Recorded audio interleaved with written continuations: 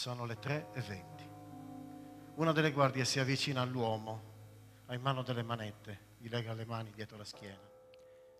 La voce recitante di Gianluca Medas, le musiche di scena di Andrea Congia con la partecipazione straordinaria dei Kenzeneche per raccontare insieme, tra parole e musica, la figura di Michele Schirru.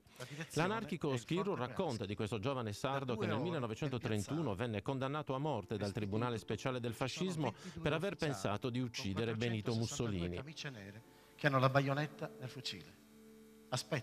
Aspettano il condannato a morte che verrà fucilato lì nel centro del piazzale. Pubblicato nel 1983, è diventato un piccolo classico della storiografia italiana. Lo spettacolo, una riflessione rock sulla libertà e sul tirannicidio, dove memoria e cronaca si fanno canto, battito graffiante, irriverente stridere di voci del passato, del presente e del futuro. Michele Schirru parte per la Francia il 13 febbraio del 1930.